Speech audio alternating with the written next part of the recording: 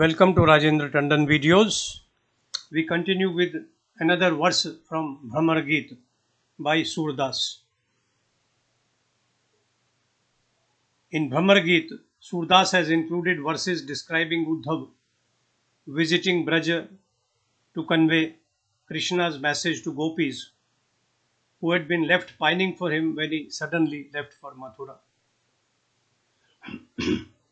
The genesis of Bhramar Geet poems can be traced to Srimad Bhagavad Puran. According to the narration in the Puran, the inhabitants of Braj could not reconcile with the loss of Krishna to Mathura. The depth of their sorrow knew no bounds. Krishna sent Uddhav to Braj, where he explained the divinity of Krishna to his parents, Nand and Yashoda. He told them that Krishna was formless, unborn, without a beginning and an end, and omnipresent. He advised them to look for this Krishna rather than the child they had brought up. At this stage, the gopis who had assembled nearby took Uddhav aside and probed him to learn as much as they could about their beloved Krishna, who had deserted them to go to Mathura to carry out his mission of killing Kansa. They repeatedly chanted Krishna's name. Meanwhile, a Brahmar, a black bee, droned into this assembly. The gopis taunted Uddhav through the medium of the bee. These verses are therefore named Bhramar Geet.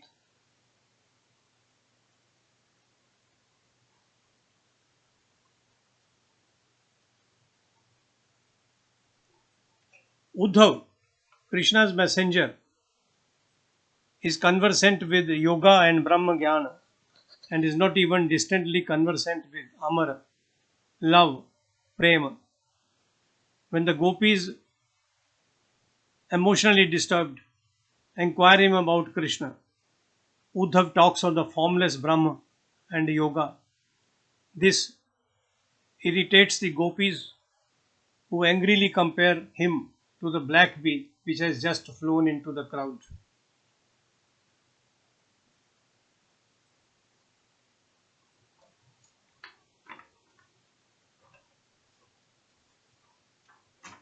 In this conversation between the gopis and Uddhav, Surdas highlights the dreariness of Jnana and the superiority of Bhakti as an alternative replete in rasa. As a poet, he reaches an acme of satire and virha. Few other poets have been so successful.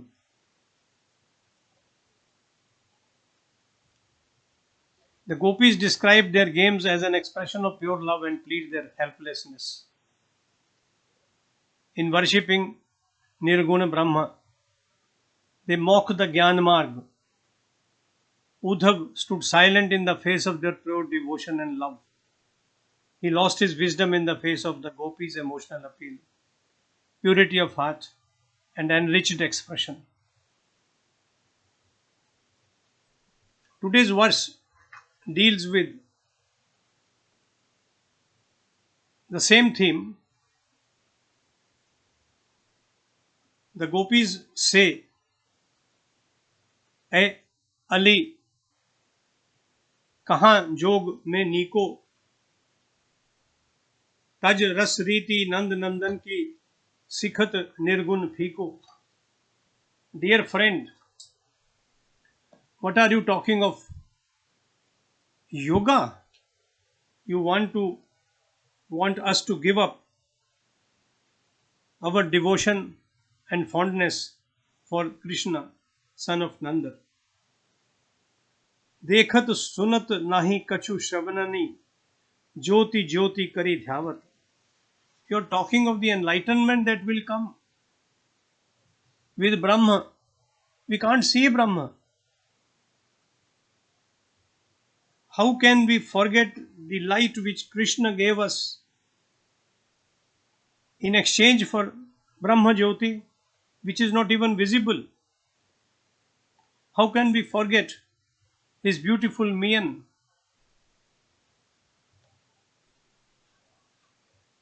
We used to forget ourselves listening to his music. सुन रसाल मुरली सुर की धुन सोई कौतुक रस भावई.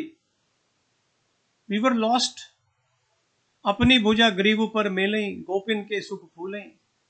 He used to put his arms around us, brought us close to his body, and we forgot ourselves in that embrace.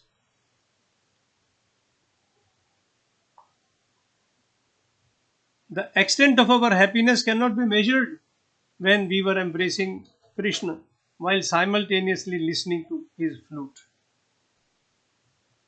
We did not worry about comments from others, from public comments, that these girls are flirting with a young boy. We were so immersed in his music that we forgot ourselves completely.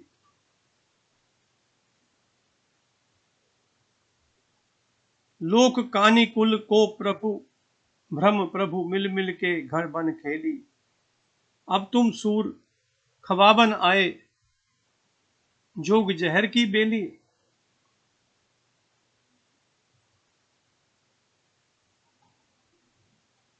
Instead of bringing us love from Krishna, Uddhav, you have brought us a creeper of poison which you want to grow in this garden.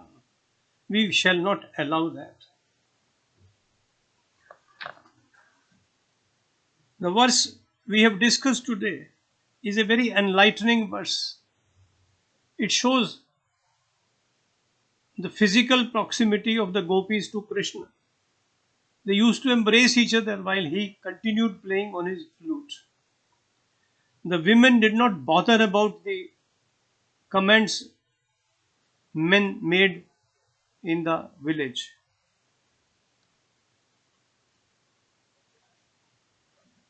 They are very clear about their destination, and their destination is Krishna and Krishna alone. They compare Uddhav's message to a poisonous creeper which can give only fruit full of poison.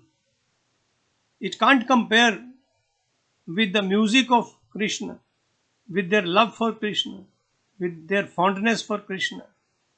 They used to fondle each other. They used to kiss each other. They used to embrace tightly. They loved him. This was their real light from God, while Brahma Jyoti is only superficial.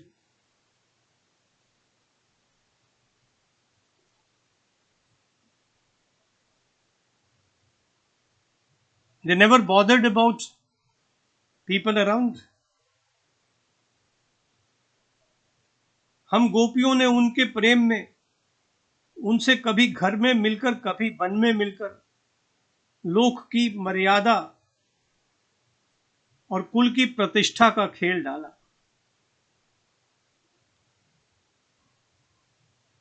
अब तुम श्री कृष्ण प्रेम की जगह विष की लता से उत्पन्न फल को खिलाने के लिए आ गए हो. तुम योग साधना जनित कटु विषैले फल से हमारे जीवन को विषाक्त करना चाहते हो.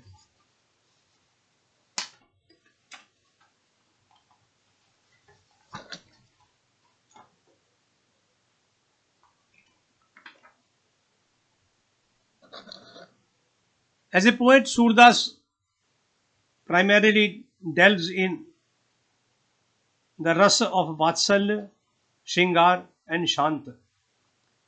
With his burning intelligence and imagination, he has painted the childhood of Krishna in luminous colors. His descriptions are beautiful, alive, and psychologically enriching. Surdas's Krishna is an embodiment of love and sweetness. He combined bhakti and shringar to describe union and separation with an intensity seldom achieved elsewhere. Bhramar Geet is not only one of the most sublime writings on Virah and Shringar, but is also a unique discussion on Sagun and Nirgun Brahma. In the conversation between the gopis and Uddhav, we find a witty repartee, a penetrating satire. Surdas's verses reach a pinnacle of emotional content. They are rated very high for a poet's craft. His language is simple, expression spontaneous, and words full of learning. He is rich in imaginative similes and metaphors. We stop here today. I'll come with another verse next time. Thank you.